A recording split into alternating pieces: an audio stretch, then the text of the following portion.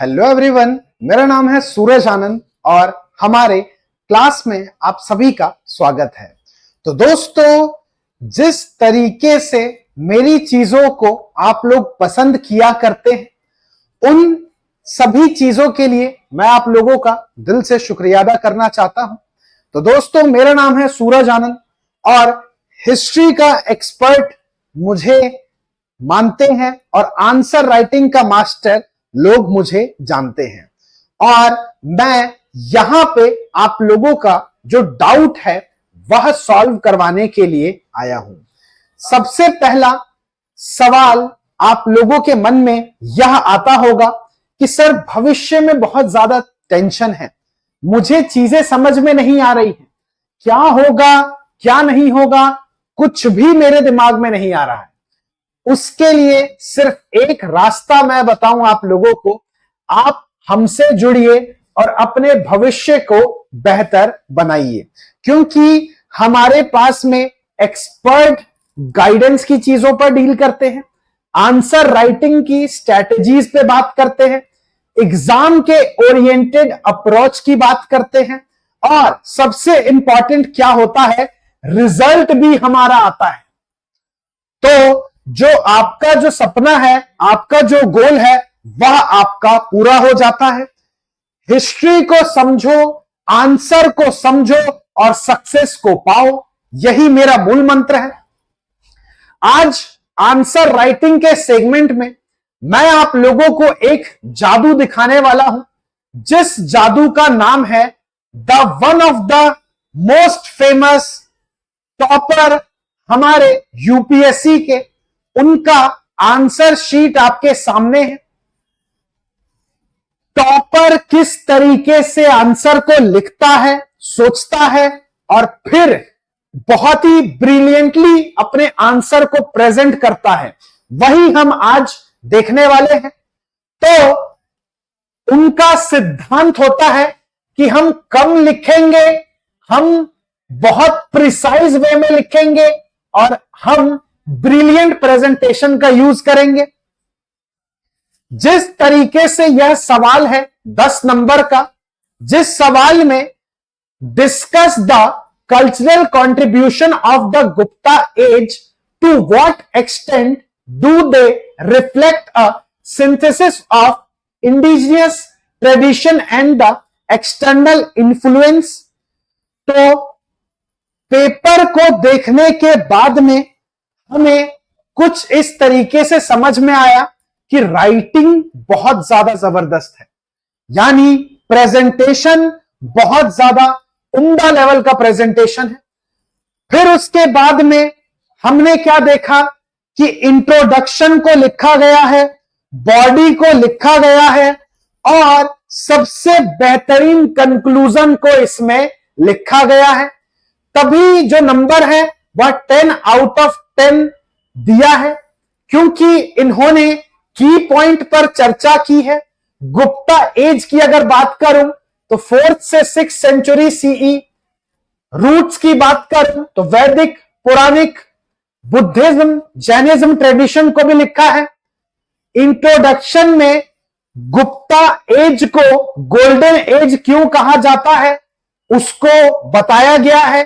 Body की बात करूं तो बेहतरीन तरीके का बॉडी यहां पे है। Religious contribution, literature and language, art and architecture, science and learning, synthesis of indigenous and the external influences.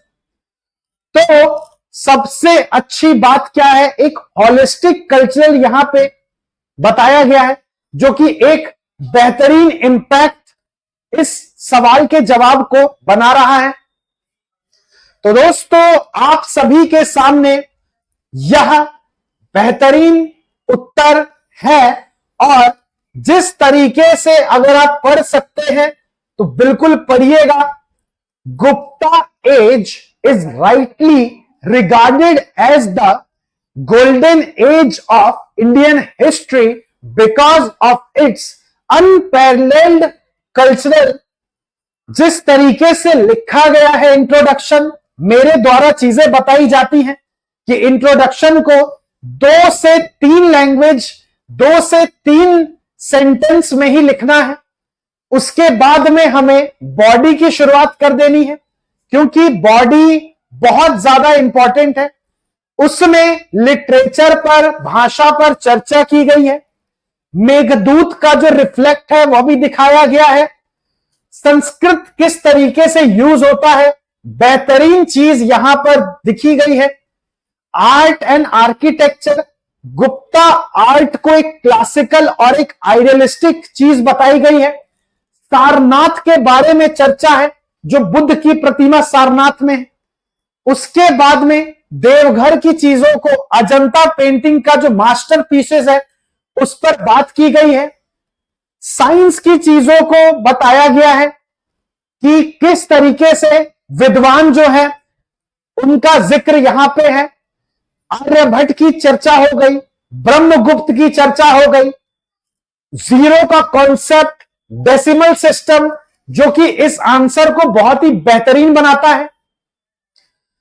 उसके बाद में एक्सटर्नल इन्फ्लुएंसेस को भी लिखा गया है, किस तरीके से फॉरेन की चीजें हमारे भारत में आई थी और चीजें खराब करने की कोशिश की गई थी। कंक्लूजन मुझे बहुत प्यारा लगा, क्योंकि इन्होंने गुप्ता एज के अचीवमेंट के बारे में बताया है कि the result of creative India was influenced by the Gupta of that time. यानी गुप्त शासकों से हमें पता चला कि भारत हमारा कितना रचनात्मक हुआ करता था। क्लियर है? अब मैं आया हूं आप सभी के साथ में, और बिना आप लोगों को गोल्डन टिप्स दिए चले जाऊं, ऐसा हो ही नहीं सकता है। आप लोग अगर आए हैं तो डेफिनेटली कुछ सीख करके ही जाइए। तो सवाल को समझने के लिए हमें एक टाइम फ्रेम वर्क का यूज करना है। कॉन्टेक्स्ट किस तरीके से पूछा गया है, किस संदर्भ में पूछा गया है, सवाल को देखते ही कितने सारे दृष्टिकोण आपके दिमाग में आते हैं। आपको सवाल को समझना है कि सवाल डायरेक्ट पूछा गया है, एनालिटिकल पूछा गया है, या इवैल्यूएटिव पूछा गया है। जो प्रश्न है वो विश्लेषणात्मक है, विवेचनात्मक है, आलोचनात्मक है, इनको पहचानना है। प्रश्न में दिए कीवर्ड को ध्यान देना है। Planning is the power of energy, वो कहते हैं ना, boost is my secret of energy. तो यहां पे है planning is the power of the answer writing, जिसमें हमें 4 से 5 मिनट रफ दिमाग में सोचना है, किस तरीके से बॉडी लिखना है, किस तरीके से मुख्य बॉडी, निष्कर्ष, भूमिका, इन सबको दर्शाना है।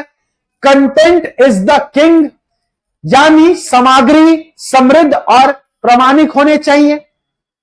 Analytical and the critical approach, विश्लेषणात्मक और आलोचनात्मक दृष्टिकोण अपनाएं। क्लियर है? Presentation matter a lot. दोस्तों, आप चाहे कितना भी अच्छा लिख ले, कितना भी अच्छा पढ़ ले, आपके प्रेजेंटेशन का मैटर बहुत ज्यादा होता है। अब उसके बाद टाइम मैनेज करना बहुत जरूरी है। हमें 1 घंटा नहीं लगाना है किसी आंसर को लिखने में, हमें छोटे से छोटा 7 से 8 मिनट लगाना है और अपने आंसर को वैल्यू एडिशन बनाना है। सबसे इंपॉर्टेंट बात क्या है, कभी भी सवाल को देखने के बाद जब आप आंसर लिखें तो उसको दोबारा पढ़ें, फिर से देखें कि किस तरीके से हमने उसको सही लिखा है, गलत लिखा है। सबसे इंपॉर्टेंट सेगमेंट इसमें यह है, आप लोगों को हिंदी में और इंग्लिश में दोनों में ही प्रेजेंटेशन है। सवाल में हमें जो भी हो, उत्तर में अगर यह सब चीज आप अगर मेंशन करते हैं, सिग्निफिकेंटली का मतलब है मुख्य, पूर्ण रूप से, लीड टू का मतलब है जिसके प्रमाण स्वरूप, रिजल्ट इन का मतलब है इससे स्पष्ट है कि, एविडेंट फ्रॉम का मतलब है इसका प्रमुख कारण, फिर उसके बाद में यह दर्शाता है दीर्घकाल में, हालांकि, दूसरी ओर, इस प्रकार, अतः, played a crucial role, illustrated, in the long run, however, on the other side, thus hence इन सब चीजों का यूज करना है अपने आंसर में। आंसर को बेहतर बनाने के लिए जो इस गोल्डन रूल का यूज करेगा उसको 10 आउट ऑफ 10 यूपीएससी में मिलेगा। तो कभी भी सवाल को समझने के लिए हमें उसको पढ़ना है।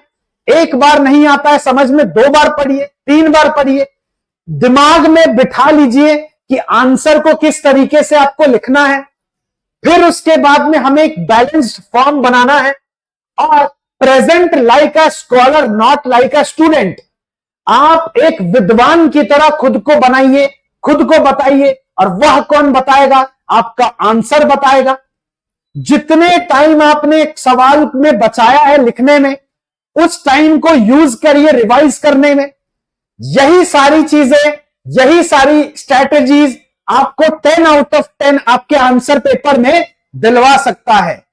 जितना पढ़ेंगे, उतना समझेंगे, उतना एनालिसिस करेंगे, उतना स्ट्रक्चर में लिखेंगे, फिर उसके बाद में रिव्यू करेंगे। This is your part two score 10 out of 10। दोस्तों, यही सारी चीजें मैं आप लोगों को हमेशा बताता हूं हमारी क्लास में। और एक खुशखबरी है, अगर आप इस आंसर की तरह लिखना चाहते हैं, पढ़ना चाहते हैं और एक दृष्टिकोण बनाना चाहते हैं, तो हमारे आंसर राइटिंग के बैच को ज्वाइन कर सकते हैं, the art of answer writing, जिसमें आप लोगों को बेहतरीन तरीके से आंसर को लिखना हम लोग बताएंगे।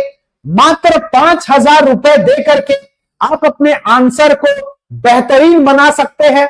दोस्तों, यूपीएससी में आप कितना भी पढ़ करके चले जाए, कितनी भी किताबें नोट्स इकट्ठा कर ले, वह सब कोई काम नहीं आता है। सिर्फ और सिर्फ काम आता है जो एग्जामिनर को समझ में आता है। तो हमें वही लिखना है जो एग्जामिनर को पसंद है, और एग्जामिनर अप्रोच को किस तरीके से सीखना है, अपने अंदर ढालना है। तो जुड़िए हमारे साथ, हमारे आंसर राइटिंग के बैच में।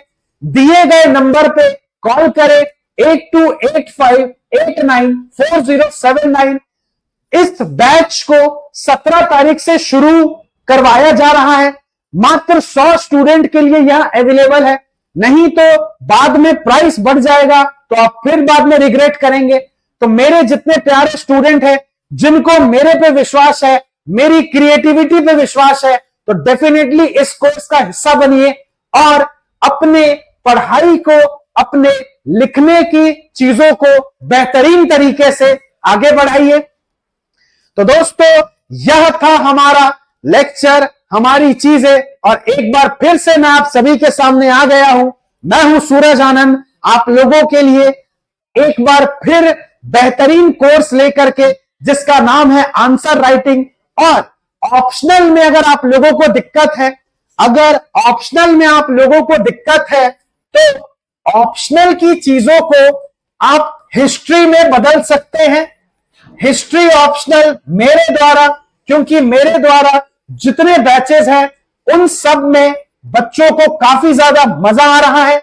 चाहे एनसीईआरटी का बैच है, चाहे मेंस का बैच है, चाहे ऑप्शनल का बैच है, मैं जाना जाता हूं अपनी क्रिएटिविटी के लिए।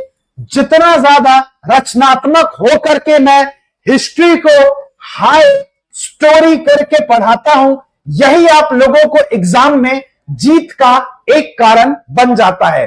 तो दोस्तों, इसी के साथ मैं क्लास को एंड करता हूं। यह सब कोर्स को देखने के लिए, लेने के लिए हमारे एप्लीकेशन में जाकर के सर्च कर सकते हैं हिस्ट्री ऑप्शनल का बैच, उसमें डेमो वीडियो देख सकते हैं, या फिर आंसर राइटिंग का बैच जो कि मात्र अभी 5,000 रुपए में अवेलेबल है। इन सब को एक्सप्लोर करके आप अपने भविष्य को एक बेहतरीन दिशा दे सकते हैं और अपनी दशा को बदल सकते हैं। तो ठीक है दोस्तों, मिलता हूं आप सभी से अगली क्लास में, और मैं उम्मीद करूंगा जितने लोग मेरी वीडियो देख रहे हैं वह सारे मेरे क्लास में आए, आंसर राइटिंग में आए, हिस्ट्री ऑप्शनल में आए और अपनी तैयारी को बेहतरीन तरीके से आगे बढ़ाए। तो ठीक है दोस्तों, मिलते हैं क्लास में, तब तक के लिए अपना ख्याल रखिएगा। थैंक यू एंड जय हिंद।